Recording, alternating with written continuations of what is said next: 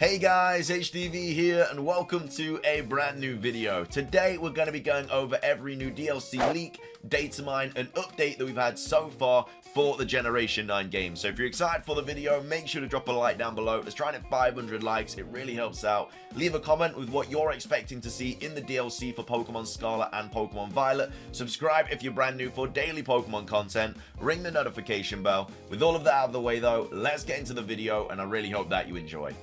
So, starting things off, we have this tweet from CentroLeaks posted on the 15th of November talking about some data mined information about trainers in the base game of the Generation 9 games, and they said for some reason Game Freak left in the data for a trainer with a Bulbasaur and a trainer with Gossifleur. Both are not currently programmed in the game.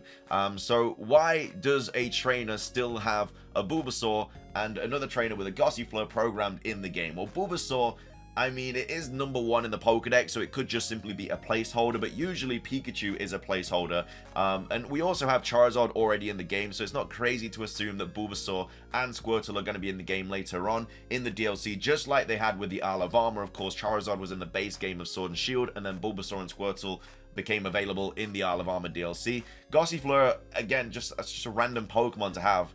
So again, that more than likely is going to be a DLC returning Pokemon, because like I say, Gossifleur is just such a random Pokemon to have on a trainer and to leave that data in. So it's looking good for Bulbasaur and Gossifleur, and of course, if Bulbasaur's in the game, Squirtle will also be in the game. There's no way they're going to have Bulbasaur and Charmander without Squirtle. That would be very unfair to the water turtle. And then also potentially Gossifleur in the DLC as well. Again, not confirmed, but just a little bit weird that in the data mined information, these trainers have these two Pokemon that are not in the base game. Like, why would they leave them in? Next up, we of course have this other potential DLC Pokemon. This was also tweeted out by CentroLeaks saying, big news, a name of a potential DLC Pokemon has leaked. It's called Unuruminiamo, definitely pronounced that wrong. This was registered by Nintendo in Japan along the rest of the Gen 9 Pokemon. So basically, all the trademarks for all the new Gen 9 Pokemon were registered when the games came out, as well as this Pokemon. And this Pokemon basically has no reference to any of the already revealed Generation 9 Pokemon. So of course, if a Pokemon name has been trademarked and it's not already in the game, it's going to be a future Pokemon. And this was Pokesutami who originally tweeted it out, saying this has been pointed out. Here is a possible meaning of the name. Sorry, it's not detailed or busy. So Uneru is to kind of twist or to surge, I think rigid, or to move or go with a smooth up and down motion. Minamo or Minamo, not a common writing, but a way to say water's surface. So it could possibly be a water cat or a dog Paradox Pokemon. Again, Paradox Pokemon, probably going to get a couple more of those in the DLC if Area 0 is a DLC location. And yeah, if we get like a new water cat or dog Pokemon in like Area 0's Paradox kind of situation, I could definitely see that happening. In regards to what Pokemon would get the Paradox form, I don't know. We might get like version exclusives again for Scarlet and for Violet. We'll have to wait and see. But that could be potentially a new DLC Paradox Pokemon as well. Moving on, we of course have these items as well that are present in the game's data but not currently in the game. This was tweeted out by Matt saying there are a handful of items with data present in Pokemon Scarlet and Pokemon Violet, but they do not function as of version 1.0.1. Escape rope likely left over from Sword and Shield. We've got basically the Gracidia twig or tree or whatever it's called, which could potentially hint at Shaymin's return in the DLC.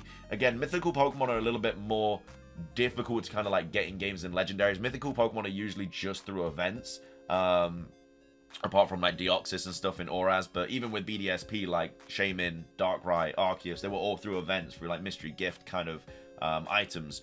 So with normal legendaries, they're just in the game. Like, they could probably just do something similar to Dynamax Adventures and just get all the legendaries back in the game. But yeah, with mythical Pokemon, it's a little bit more difficult. So this could potentially mean that we are going to get like some sort of Shaymin event in the future for Pokemon Scarlet and Violet, which would be a little bit weird because obviously we've just had one in BDSP. But either way, might be an event Whether it's shiny huntable or not, I have no idea. Of course, it is in BDSP, but either way.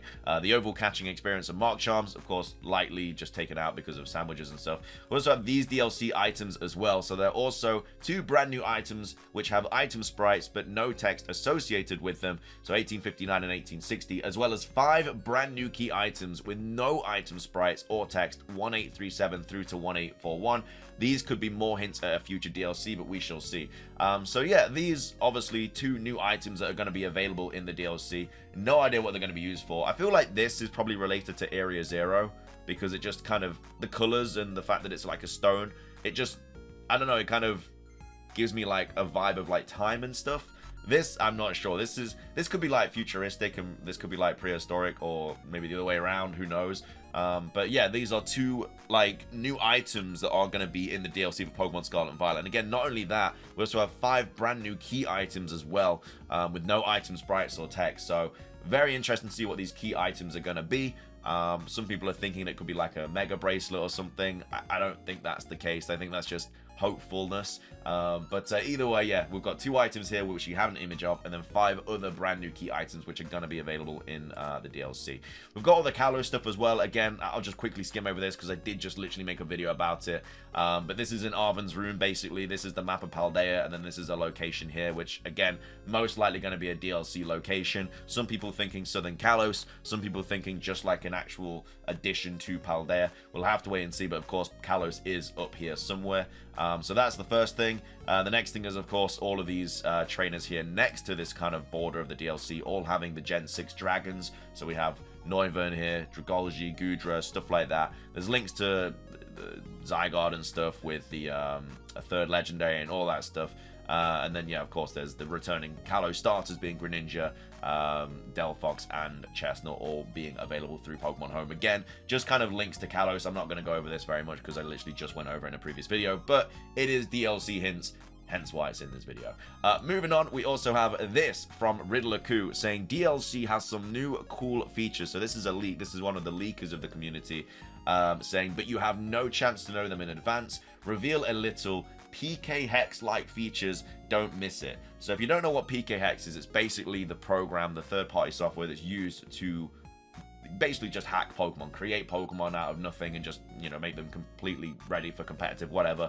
However, the DLC is going to have something similar to PK Hex that's, again, going to, I don't know what it's like, how much of PK Hex is going to be like the system's going to be, whether we can just create Pokemon out of nothing or what have you, but either way, the leaker is saying there's going to be something similar to PK Hex, or it's going to have PK Hex-like features in the DLC. So that's really exciting. No idea, again, what elements of PK Hex are going to be in the DLC, but it was already pretty easy to make a competitive Pokemon, but I feel like this is going to make it even easier. I mean, Gen 9 is going to be the competitive games for a long time now, until Generation 10. And so, yeah, it's going to be interesting how this kind of evolves the competitive scene. We will only share info with global friends that we met, and we did the riddle. It was really fun to discuss news with them. So, yeah, DLC, PK Hex-like features, something like that. Of course, we've just literally gone over this as well, but it's another DLC hint. Again, it's 2 new characters that have just been data mined in Pokemon Scarlet and Violet, Billy and Onair. Again, probably going to be Nemona's parents. There's obviously the play on word of billionaire to Billy Onair to billionaire. And again, Nemona's parents are rich. They've got like Meowth as well with Payday, which of course is another money hint and stuff. And then also there's more dialogue with Heath, which is this dude here. Again, probably going to be something to do with the Area 0 DLC, where he's not dead, and he does have dialogue as well. So, in some way, shape, or form, Heath is returning in the DLC for Pokemon Scarlet and Violet.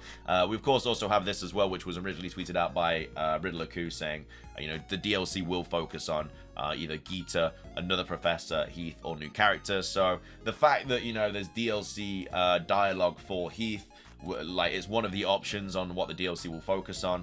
It's pretty much just putting 2 and 2 together that it's gonna be about Heath. Like, or Heath is going to play some sort of role in the DLC. So that's that. And then, of course, finishing things off, the big ones, we have the Paradox Suicune and Paradox Virizion. So Paradox Suicune, which is kind of a combination of Raikou, Suicune, and Entei. This is going to be a Scarlet exclusive Pokemon, and it's in the Scarlet book in your game right now. If you go to the library, you can actually see this image. It's not hacked or leaked or anything like that. This is an actual image already in the game. And obviously it says a drawing of a fantastical Pokemon as envisioned by our sketch artist. The size and ferocity of the strange Pokemon that dwell in Area Zero's lower reaches tickled the artist's imagination, prompting this sketch of what other species that inhabit these depths might look like. We also have the other symbols as well that are kind of on the logo of Pokemon Scarlet and Violet, which of course most likely will also be linked with the DLC, because that's also pages of the Violet and the Scarlet book that the author was writing about. So that's the Paradox Suicune. We have Paradox Virizion as well, which is of course a combination of Virizion, Terrakion, and Cobalion. It says the exact same text as it does for Suicune, but this is of course a Violet exclusive. So if you've got Violet, you're going to get this in the DLC. If you're in Scarlet, you're going to get this in the DLC. And again, this is why a lot of people are believing that we are going to have Area Zero DLC. Heath is the antagonist. There's going to be new Paradox Pokemon, two of which are, you know, the Suicune and the Virizion. We're used to getting new legendary Pokemon in DLC. We've got the Kubfu and Urshifu lines in Isle of Armor. We've got Calyrex and the Galarian Birds in Crown Tundra. So it's likely that we're obviously going to get legendaries anyway, but this is basically confirmation. And then of course we have the third legendary as well, which I don't think we've had a third legendary locked behind like a paywall before, because of course the DLC you'll have to pay for. But the DLC is also going to be something to do with the third legendary as well, and it's talking about like discs and stuff like that. You know, while separated from the research team in the crater's depths, I found a strange entity. This is Heath writing this as well, so this is why we believe he could still be alive, and it's something to do with the third legendary. Whether it was a Pokemon or alive at all, I know now. I know not. It bore a shell with layers of overlapping hexagons and gleamed brighter still than gemstone.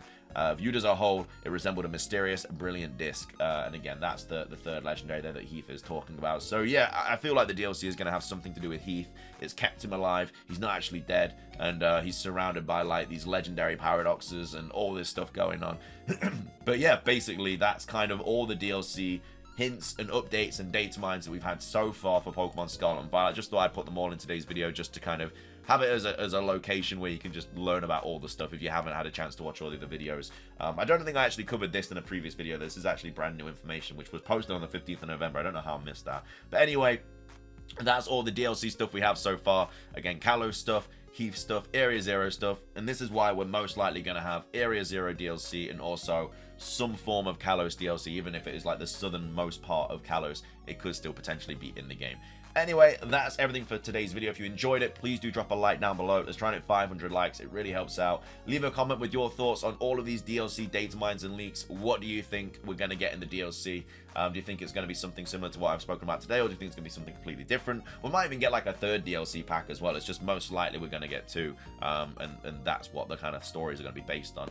But yeah, let me know your thoughts on it. Subscribe if you're brand new. Ring the notification bells. Everything from me. Have a fantastic rest of your day, and until next time, peace.